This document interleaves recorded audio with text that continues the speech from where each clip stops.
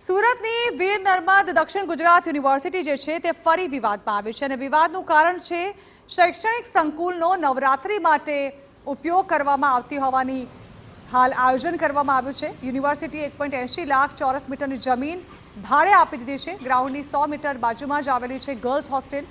નવરાત્રી આયોજનને લઈને અભ્યાસ પર તેની વિપરીત અસર થઈ શકે છે। કોઈ પ્રકારના ટેન્ડર વગર યશવી ફાઉન્ડેશને જમીન આપી। VNSUએ રાજ્ય યુનિવર્સિટી છે જેને સરકાર આપે છે ગ્રાન્ટ, ત્યારે અગાઉ વિવાદને લઈને યશવી ફાઉન્ડેશનની છબી ખરડાઈ હતી, જ્યાં પરવાનગી વિના બનાવેલું સર્કલ બાદમાં તોડી પડાયું હતું। વીર નર્મદ સાઉથ ગુજરાત યુનિવર્સિટી સતત વિવાદોમાં રહેતી હોય છે, ત્યારે વધુ એક વખત યુનિવર્સિટીનો જે વિવાદ છે તે સામે આવ્યો છે।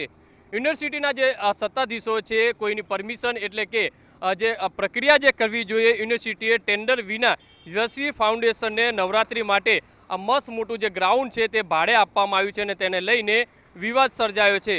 નર્મદ યુનિવર્સિટી કુલપતિ દ્વારા જે વિધાના ધામની અંદર જે વેપાર જે કર્યો છે તે રીતે જે ચર્ચાનું જોર ઉપડ્યું છે, કારણ કે જે રીતે ટેન્ડર વિના ખરેખર જ્યારે યુનિવર્સિટીની અંદર કોઈ પણ ગ્રાઉન્ડ જ્યારે ભાડે આપવામાં આવતું હોય તો તેનું ટેન્ડર બહાર પાડવામાં આવતું હોય છે, કારણ કે જે નવરાત્રિના જે અલગ અલગ જે આયોજકો હોય છે તેની અંદર ટેન્ડર ભરતા હોય છે, પોતાની બોલી લગાવતા હોય છે અને ત્યારબાદ જે છે તેનું ટેન્ડરિંગ કરવામાં આવતું હોય છે। પણ જે બંધ બારણે આ જે છે આખો ખેલ ખેલાયો હોવાની જે વાત સામે આવી રહી છે।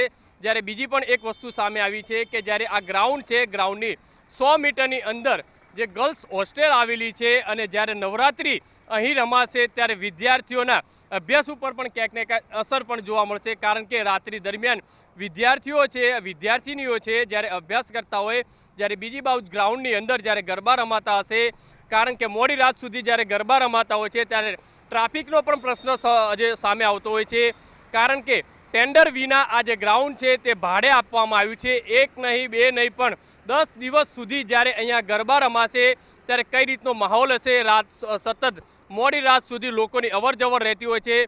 જ્યારે બીજી બાજુ જ્યારે આ ભાડે આપવામાં આવ્યું છે, યુનિવર્સિટીની જે મિલકત જે કહી શકાય છે તે મિલકત જે દિવાલ પણ જે તોડવામાં આવી છે અને આ ગ્રાઉન્ડ છે તે રિપેરિંગ કરવાની જે કામગીરી છે તે આ ફાઉન્ડેશન દ્વારા કરવામાં આવી છે। ત્યારે સવાલ એ ઊભા થઈ રહ્યા છે કે કયા નેજા હેઠળ સત્તાધીશો દ્વારા આ ફાઉન્ડેશનને ગ્રાઉન્ડ છે તે ભાડે આપવામાં આવ્યો છે, તે એક વિવાદ સર્જાયો છે। કેમેરામેન સંજય ચંડલ સાથે બલદુ સુથાર, TV9 સુરત। તો ગ્રાઉન્ડ ભાડે આપવા મુદ્દે યુનિવર્સિટીના કુલપતિનું નિવેદન પણ સામે આવ્યું છે। VNSU યુનિવર્સિટીએ પોલિસી બનાવી હોવાનું જણાવ્યું છે। યશવી ફાઉન્ડેશનને જગ્યા આપવા 2 મહિના પહેલા જ પોલિસી બનાવી, 14મી જૂને પોલિસી મંજૂર કરી યશવી ફાઉન્ડેશનને આ જગ્યા અપાઈ। કોઈ ઘટના બનશે તો જવાબદારી આયોજકની રહેશે તેવું પણ કુલપતિએ જણાવ્યું।